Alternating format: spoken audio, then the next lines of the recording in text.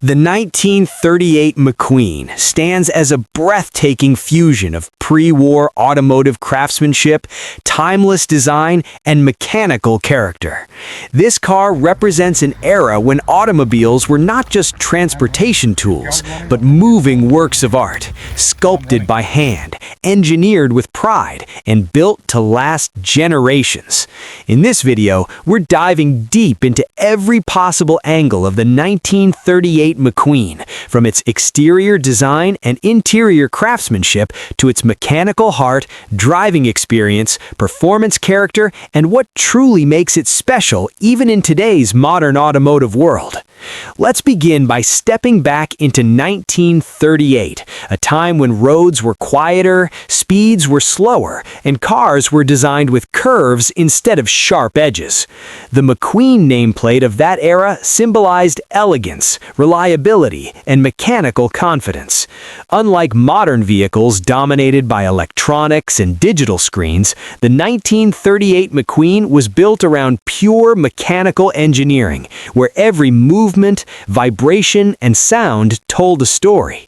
Visually, the first thing that grabs attention is the body shape. The 1938 McQueen wears long, flowing fenders that stretch gracefully over its wheels, giving it a grounded and muscular stance without appearing aggressive.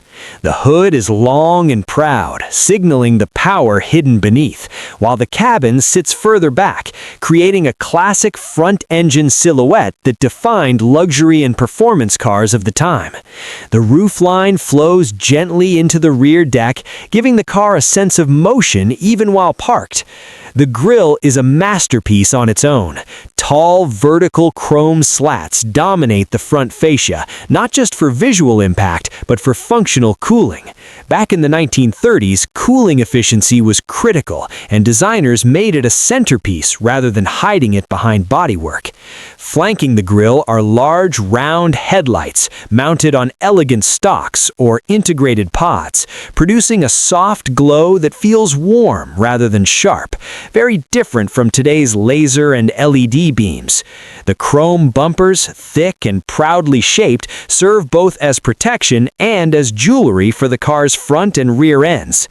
Moving along the sides, the sweeping fenders and subtle character lines reflect the hand-shaped metalwork of the era. These panels were not stamped by massive robots. They were formed by craftsmen, hammered and smoothed until each curve felt organic. The running boards between the front and rear wheels add both visual balance and practical access to the tall cabin, a reminder that cars of this era were designed to accommodate formal clothing and dignified entry and exit. At the rear, the 1938 McQueen continues its elegant theme with rounded tail contours, subtle trunk lines, and polished chrome accents framing the taillights. There's no aggressive diffuser, no oversized spoiler, just flowing metal and symmetry. Everything feels balanced, purposeful, and timeless. Even today, parked next to modern supercars or SUVs, the 1938 McQueen draws crowds simply because of its presence and character. Opening the door reveals an interior that feels more like a luxury lounge than a cockpit. The door opens wide with a solid mechanical click, not the lightweight thunk of modern cars, but a confident metallic closure that immediately tells you this vehicle was built with substance.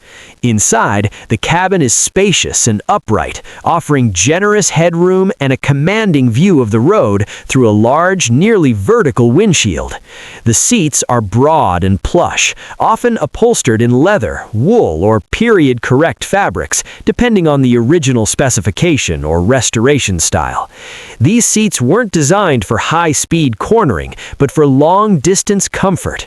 You sit upright, relaxed, almost as if you're in a living room chair rather than a race seat. The cushioning absorbs road imperfections naturally, working alongside the soft suspension to create a smooth and composed ride. The dashboard is beautifully simple yet rich in detail. Instead of touchscreens or digital clusters, you're greeted by large analog gauges housed in chrome bezels. Speedometer, fuel gauge, oil pressure, temperature, every reading is presented clearly and directly. There's something deeply satisfying watching mechanical needles move in real time, responding instantly to engine behavior without any digital filtering. The switches and knobs are heavy, metal, and tactile, often with engraved labels instead of illuminated icons. The steering wheel is thin by modern standards, but large in diameter, designed to provide leverage rather than quick response. It feels elegant in the hands, offering a sense of connection rather than aggression. The pedals are floor-mounted, spaced generously, and require deliberate input. This is a car that expects the driver to be involved, not assisted. Now let's talk about what truly defines the 1938 McQueen, its engine and mechanical personality.